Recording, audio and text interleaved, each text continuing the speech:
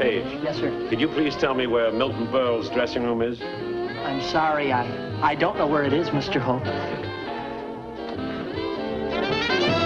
Hey, Mulligan!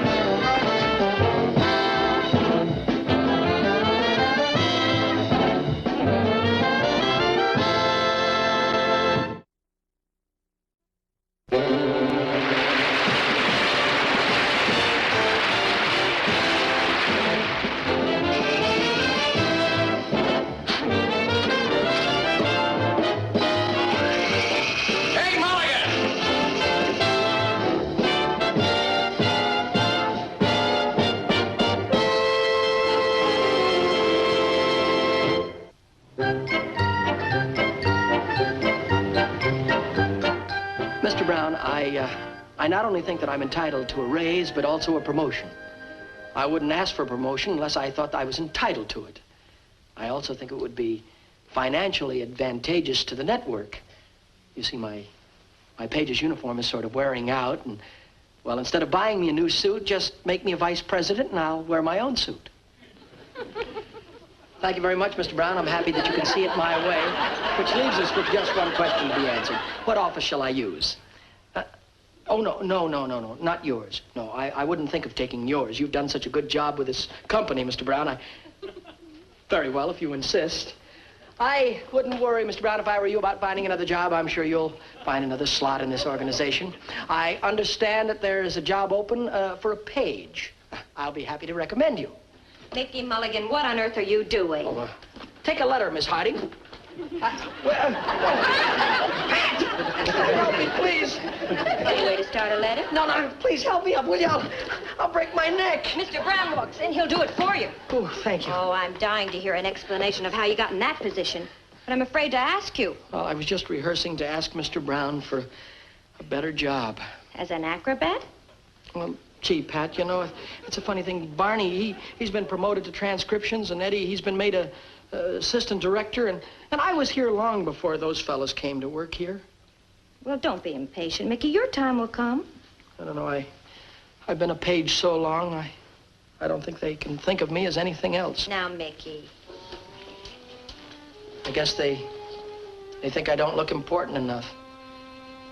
They give all the good jobs to the taller fellas. It's ironic. The difference between success and failure is the difference between this and this. Mickey, it's not that way at all. It's just your imagination. You're tall enough for me. Thanks, Pat. Maybe I'm wrong, but I've got to prove it to myself. Believe me, Mickey, size has nothing to do with success. I can't help but think if I was a little taller that more people might notice me.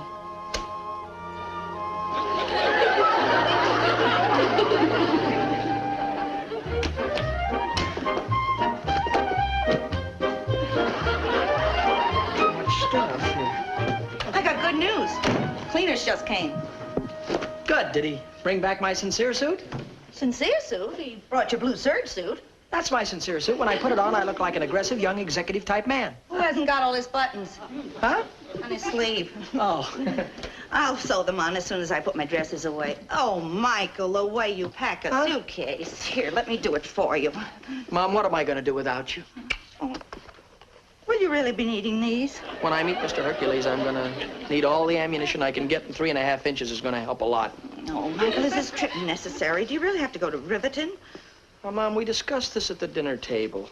You know how important this job is to me. If I get it, it might mean a whole new future for me. Well, you feel you can get a better job outside the network. That doesn't mean you have to leave town. Now, look, you talk as if I was going to the end of the earth. Riverton's only 250 miles away. 250 miles. We Mulligans have never been separated, except for the short time you're in the service. Oh, I just hate to think of you going, Michael. Oh, Mom, you're getting yourself all upset over nothing. Let's not even talk about Riverton anymore. Let's just change the subject. All right, dear. Well, gee, it looks like we're going to have a swell football team at the old high school this year. Oh, really? Yeah, we got a new halfback. His name is Franny Winswicki. He can pass and punt, and he runs like a jackrabbit. Winswicki, is he a local boy? No, he's from upstate, Riverton. Oh, Michael, do you have to go? I'm sorry. I'm sorry. Say, Michael, I've been reading over this ad about that job in Riverton with Hercules Industries. Are you sure this job's for you? Well, I hope so. Why? Is there anything wrong with it, Pop? Wanted, ambitious, hard-driving, iron-willed executive, able to command men, assume responsibility, and direct the destiny of a mammoth industry. Well? One thing you've got to say for us Mulligans, we've got nerve. Joe, tell him he shouldn't go. Now, Nell, I can't stand in Michael's way. Suppose my father had told me not to leave home. I wouldn't have come out here. I wouldn't have joined the police force. You'd never have seen how handsome I looked in my uniform, and we'd never gotten married. Michael wouldn't have had this problem. Problem? I have no problems, Mom. Look, I'll only be gone 2 days. If I don't get the job, I'll be right back. And if I make good, I'll send for you. Well, I don't like it at all. Now, Nell, you don't want to stand in the way of an ambitious, hard-driving, iron-willed executive, able to command men, assume responsibility, and direct the destiny of a great industry? Mammoth industry. Oh, Michael, why don't you leave tomorrow morning instead of tonight? I'll bake a cake and we'll have it while we watch television. Oh, that's very nice of you, Mom, but I've got to go tonight. I have an appointment tomorrow with Mr. J.R. Hercules, the president of Hercules Enterprises. Well, I've got to be going, I guess. Oh, no, I'll get that, Michael. Oh, Michael, whenever you feel you need help, just remember that your guardian angel will be right there looking after you. Thanks, Mom. Well, this is it.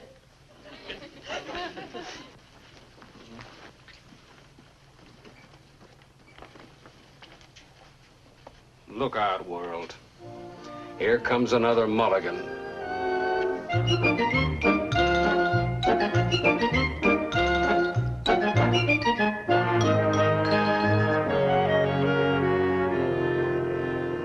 Look, kid. Yes. You should have gotten a $5 room. There, you have a breathtaking view of the city incinerator. Oh. Look, I hate to bother you, but where is the bed? Right in front of your eyes. In front of my eyes. What do you... Oh, how about that? That's clever. That's very clever. Gee. No springs? For $2.50? Oh, come now. Well, And look, I want to warn you about something. Don't ever pull the bed out of the wall before 4 in the afternoon. Why? The guy in the next room uses it during the day. I hope he doesn't eat crackers in bed. Will you be wanting something else? No, that'll be all, thank you. Well, then in that case, I'll be gone. Does the roof leak or something? Not as long as the weather stays clear. Well, I don't want to hold you up. You are. You know what I think? I think you're deserving of a tip. I am? Yes, sir, I really do. I think so. You know, I've never done much tipping before. You'll have to tell me how much to... You just say when. You just tell me when. The word is when. Not huh. When. Would you take a traveler's check, maybe? Oh, I'm sorry. My mind was somewhere else, on the 6th at Pimlico. Well, will that be enough? Oh, sure. And look, if you want anything else, just call down and I'll be right up with it. Oh, fine. Thanks very much for your help, sir. Here, kid. Thank you.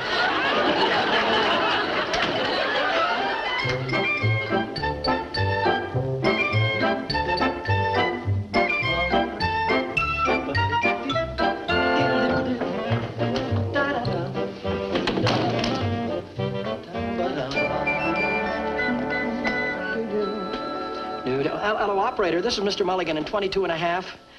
Would you tell room service to send me up a nightcap, please? Root beer. Yes, ma'am. Just root beer. Oh, and would you please send up $10 worth of change? I may want to tip the boy. Now, get my sincere suit out so it'll be... Get all the wrinkles out for tomorrow.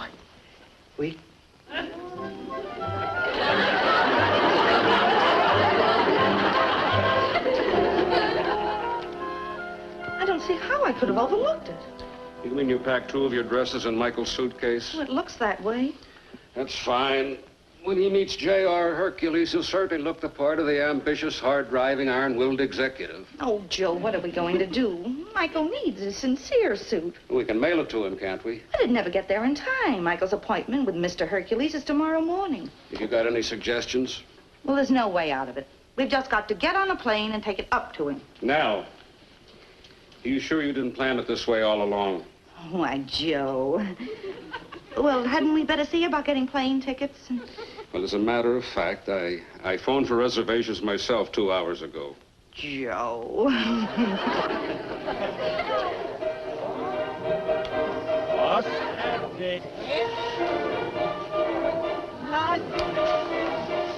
Why I married you, I'll never know. Because nobody else would have you. Oh, is that so? That's so. Do me a favor. Shut up! A successful executive works without distraction.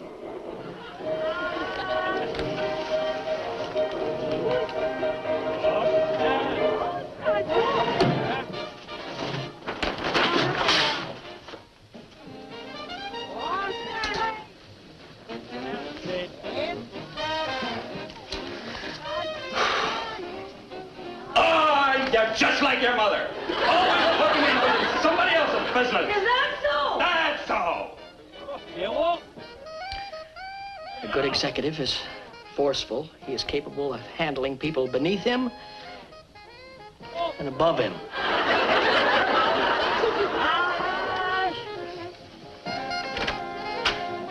What's that?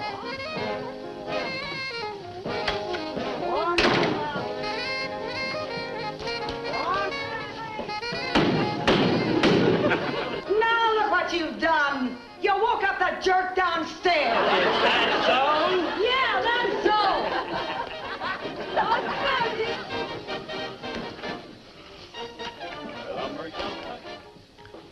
Mr. Hercules, as one executive to another, I firmly believe that I am capable of a top position in one of your higher echelons of your organization. And I must caution you, sir, do not let this surface appearance of being too small fool you. I'm the tallest short man you'll ever meet. And I say again, Mr. Hercules, as I've always said, and I repeat, think big. And you are big. After all, I didn't come 250 miles to be turned down. No, sir, Mr. Hercules. If I didn't think that I was the man for the position. 2:30, gosh. Gotta get some sleep.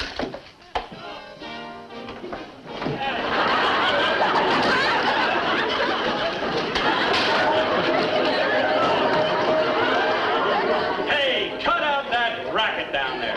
People are trying to sleep. Yeah, shut up!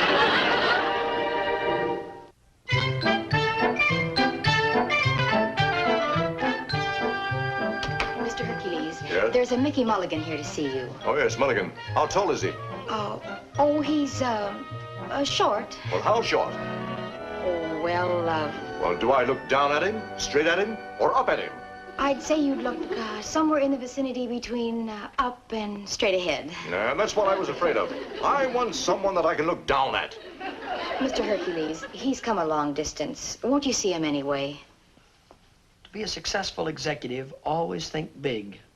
Never admit that there's anything you cannot do.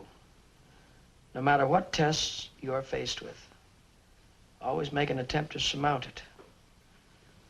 Always believe that nothing is impossible. Mr. Hercules, sir, J.R., I believe that I am the man for the job. I think big, and I look big. I believe that I would be an asset to your organization. Mr. Hercules will see you now. I know that I can do the job. The difficult I'll do right away. The impossible after lunch. I said Mr. Hercules will see you now. Show him in. I beg your pardon. Oh, I'm sorry, excuse me. Thank you.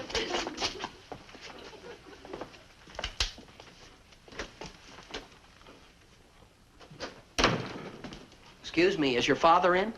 Oh, I'm terribly sorry, sir. I couldn't see you from back in. You were playing with the train. Playing? I wasn't playing, Mr. Mulligan. Oh. This is a model of what I manufacture. Yes, sir. I manufacture the largest locomotives in the entire world. I see. I build the biggest bridges, the biggest skyscrapers. I do everything big. Yes, sir. Yes, sir. As I've always said, think big, and you are big. Think big, and you are big. Yes, sir. I see what you mean. I'm sorry, but you are definitely an up. And up? I was only hoping that you might at least be a straight ahead. Well, we forget all about it. Straight ahead. Now, we get down to business. Yes, sir.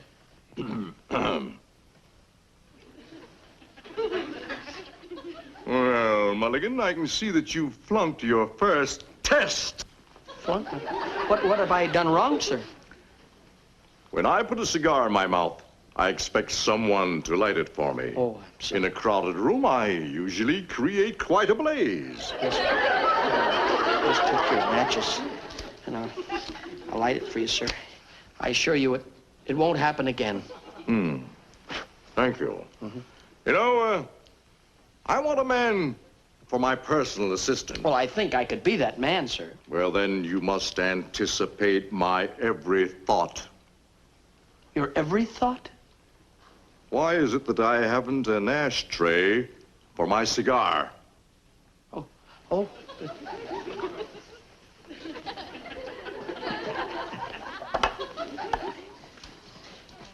There Thank go, you. sir. Yes. The man I hire as my assistant must be able to type. Do you type, Mulligan? No, sir. I mean, yes, sir. That is, I took a course in school. I see. Well, over there's the typewriter. Now, let me see what you can do.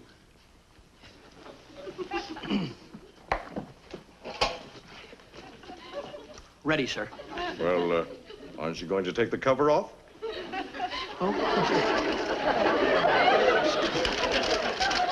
Just a little nervous, sir. I'll be ready in just a second. There we are. I'm ready now. Now, take this dictation. Yes, sir.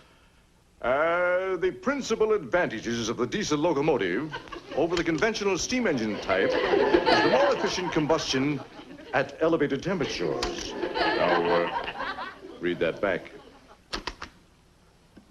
The. That's not very good.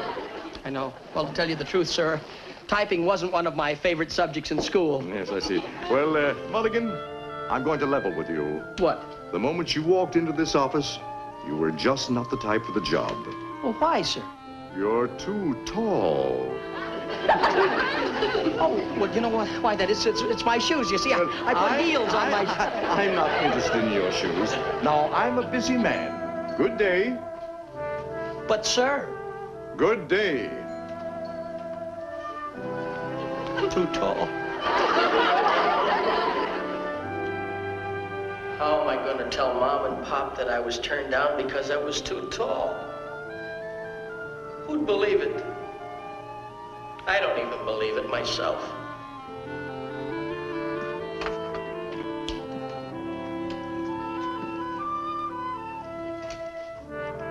I'd love to see his face now. Close the door, Nell. He might hear us. Joe, do you think maybe we should tell him we're here? Oh, no, Nell. He's got to do this on his own. Michael would never forgive us if he knew we followed him up here. But I'd like to know how he made out with his interview. He didn't look too happy just now. Well, that doesn't mean he didn't get the job. When did you ever see an executive who looked happy? Might as well call Mom and Pop and tell them I'm coming home.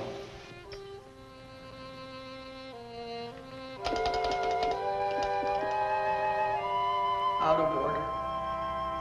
Everything's out of order. Hurry up, Nell. Let's get something to eat while the coast is clear. All right, coming, Joe.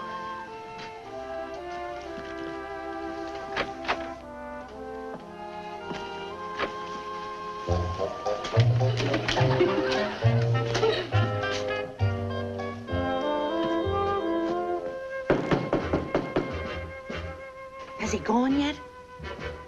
I don't know. I don't hear anything.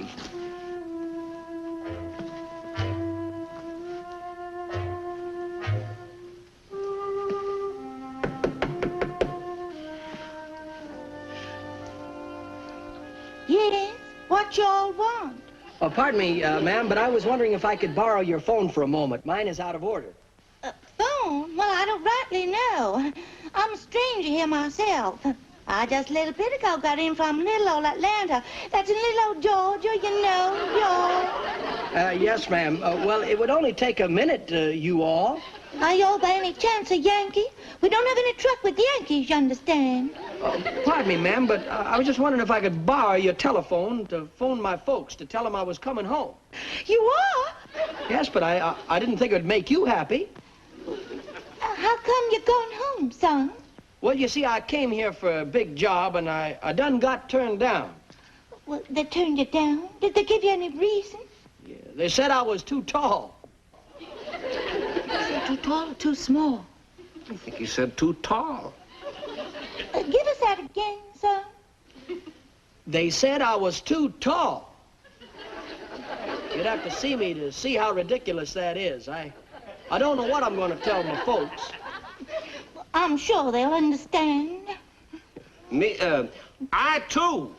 Yeah, but there's more to it than that. You see, the reason I wanted the job so badly is I was trying to prove something to myself and to my folks, and, well, I didn't want to go home and be a failure. The colonel says that his advice to you is to not give up so easy. If you really want this job, fight for it. Try a new attack. They say you're too tall, go back and try it shoulder. That's what Robert E. Lee would have done. Well, folks, you know, I don't think I'll be needing your phone after all. I want to thank you, Colonel, sir, for your good advice. From now on, I'm going to play it small. Think small, and you are small.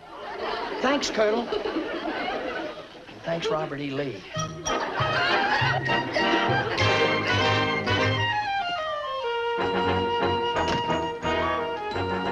Oh, you again. Yes, would you mind telling Mr. Hercules that I'd like to see him, please? Oh, well, you don't have an appointment. Who sent you? Robert E. Lee. Robert E. Huh? Oh, would you mind telling Mr. Hercules that I'm here in low heels this time? Look, Mr. Mulligan, I'm sorry, but Mr. Hercules has already hired an assistant, and they've left for New York. Left for New York? Oh. But his son, J.R., is looking for an assistant. I'll see if he can see you. Oh, that's very nice of you. Mr. Hercules, there's a Mr. Mulligan here about that position. Send him in, please. Go right in. Thank you very much. I don't think I'll fail this time.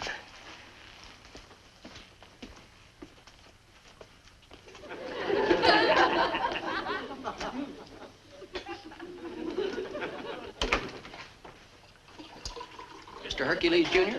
That's right. I suppose you're here about the job as my assistant? That's right, sir. I came in to see your father the other day, and I tried to look tall. Actually, I'm not tall at all. I'm really small. So if I do get the job, you won't have to worry about me towering over you or looking down upon you. Oh. Is that so?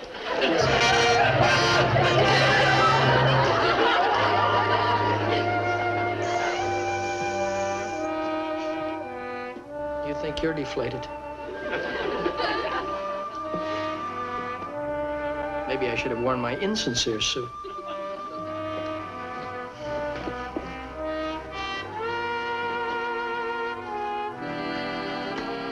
Hi there. I'm Mickey Rooney. I have an important message for you. Who is it? It's just little old us, the colonel and me. Oh, I was just packing. Mom! Pop! Gosh, what are you doing here? We all just moseyed up to pay off the mortgage on the little old plantation. You're having a little trouble cashing in that old Confederate money. Room 24, the two Southerners.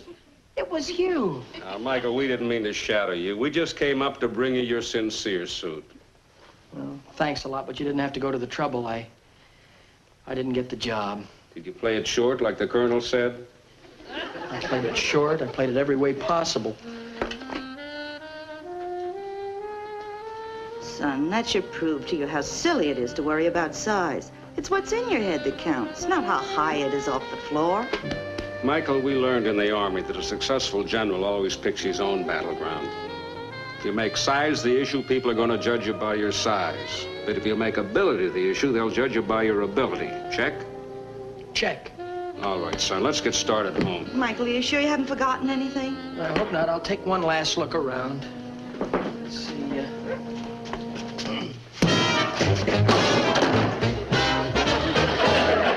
It's only 3:30. Oh, I'm sorry, sir. I hope I didn't disturb you. Just go back to sleep. It's 3:30. Mickey Rooney will be back in just a moment. And now a word from next week's sponsor. I forgot something. I forgot to tell you all that was the wonderful word from the sponsors who'll bring you our show next week at this very same time. I hope you'll be watching for us then. Until that time, good night, folks.